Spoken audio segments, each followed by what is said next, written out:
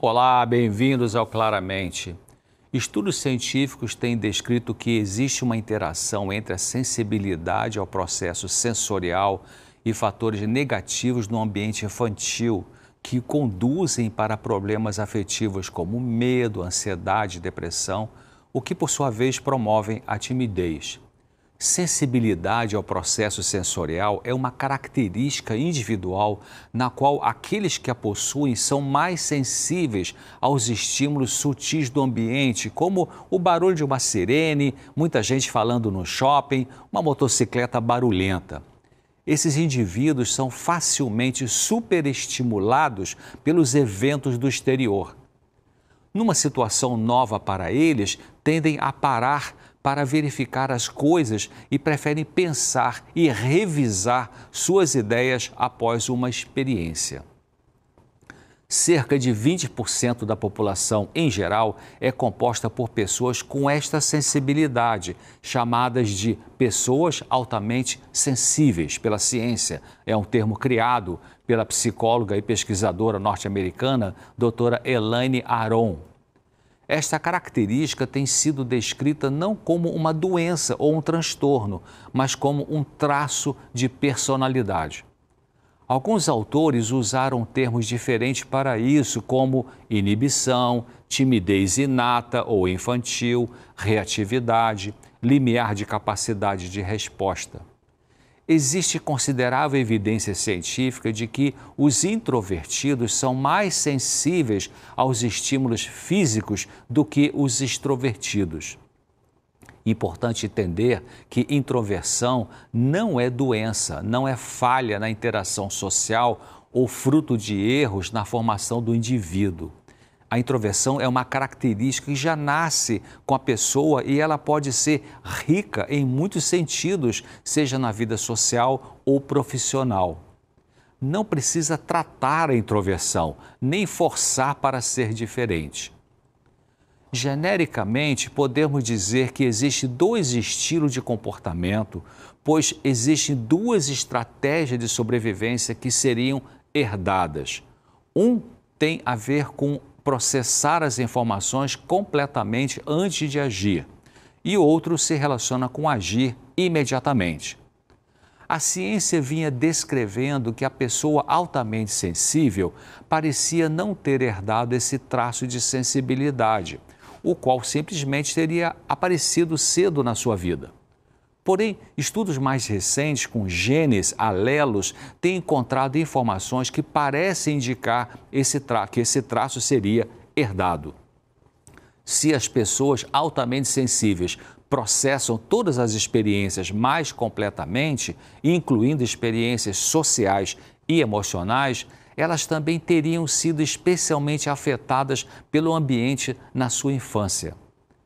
As pessoas altamente sensíveis que sofreram problemas na infância, como alcoolismo na família e outros fatores estressores, definiram a infância como infeliz, ao passo que as pessoas sem esse traço de sensibilidade não relataram a infância como ruim. Então, os estudos sugerem a possibilidade de existir um modelo geral de interação entre a sensibilidade do temperamento e a história de muitos fatores estressantes, especialmente na família, que conduzem a sofrimentos afetivos crônicos. Em seus estudos, o cientista Heikel verificou que crianças com o traço de temperamento de baixa sociabilidade agiam assim por conta de eventos negativos na vida e que se tornariam mais medrosas em anos posteriores. Cientistas como Gunnar pesquisaram experimentos em laboratório com crianças vivendo situações novas para comparar a reação das inibidas e das não inibidas com ou sem um vínculo seguro com a mãe. Eles constataram que as crianças inibidas, em geral, independentemente do tipo de vínculo de segurança, entraram gradualmente em situações novas em vez de entrarem de cabeça, e tiveram reações produzidas pela adrenalina, que é o hormônio do estresse. Entretanto, somente aquelas crianças com vínculo inseguro mostraram um aumento do cortisol, que é também o hormônio do estresse. Vínculo inseguro ocorre quando a criança não se liga bem com seu pai ou sua mãe ao longo da infância, talvez pelo fato desse pai ou dessa mãe não ter feito um bom contato afetivo com esse filho. Níveis altos de cortisol no sangue contribuem para o desenvolvimento de distúrbios do sono, os quais levam a maior vulnerabilidade aos sentimentos dolorosos como o medo, a ansiedade e a depressão, especialmente nas crianças. Pesquisadores concluíram que existem duas causas que conduzem a uma reação exagerada do sistema responsável pela produção de hormônio do estresse no nosso corpo: o tipo de temperamento do indivíduo e cuidado maternal deficiente no início da vida da criança. A Organização Mundial da Saúde declarou que as doenças mentais são doenças crônicas das crianças e dos adolescentes. O que isso significa?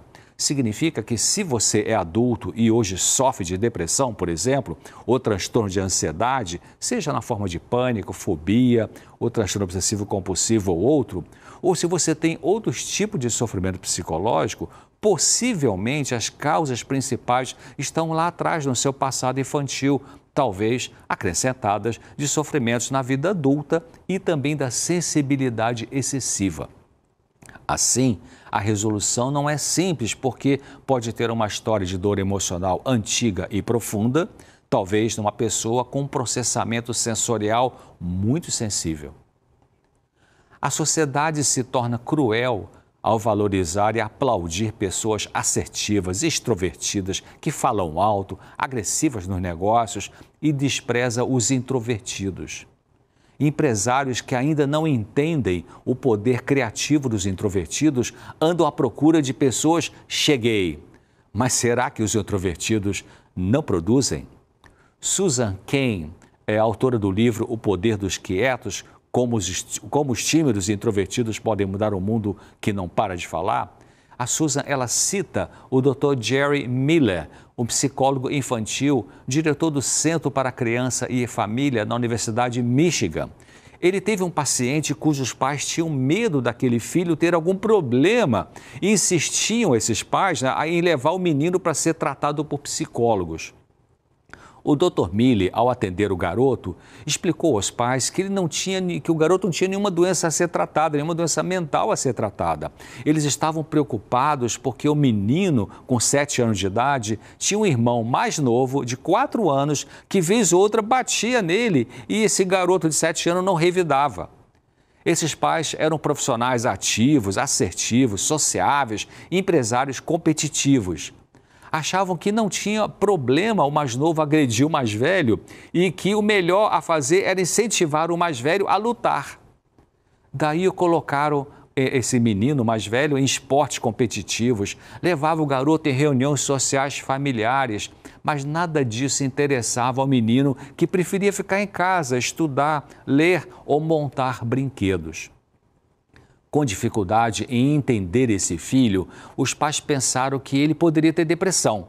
E aí foi descartado isso pelo Dr. Miller, que verificou que era mais uma história de falta de harmonia entre o filho e seus pais. O menino aceitava os seus pais melhor do que esses pais o aceitavam. A conclusão era que aquela criança, se estivesse no lar diferente, seria tido como uma criança quase perfeita. Mas aqueles pais, ligados demais na vida social e empresarial, não entendiam esse filho introvertido. O modelo de pessoa normal para esses pais era alguém muito social, muito assertivo, muito agressivo nos negócios. Os pais tinham boa intenção e preocupação em preparar o filho para a vida, cheia, claro, de desafios e lutas, como é para todos nós. Mas eles queriam submeter o filho normal a um tratamento, o que poderia ser prejudicial para aquela criança. Um profissional consciente não indicaria e nem assumiria o tratamento do menino, como o Dr. Miller fez. Será que você aceita o jeito de ser introvertido de seu filho ou de sua filha? Lembre-se, introversão não é o mesmo que timidez. Timidez é algo sofrido. O tímido não gosta de ser tímido, mas o introvertido gosta de ser assim. Ele não tem nenhum problema em ficar com ele mesmo. E, em uma empresa, ele pode ser muito produtivo, desde que seja colocado num ambiente calmo, silencioso e sem muito estímulo externo. O introvertido gosta de privacidade, de silêncio, de meditar, de pensar. Já o extrovertido gosta de visibilidade, de estar sempre com pessoas e de ser o centro das atenções. Cada um tem o seu papel na vida, na família e no trabalho. Cada um é valioso como pessoa. Bom, ficamos por aqui, esperando você aqui no próximo episódio do Claramente. Até lá.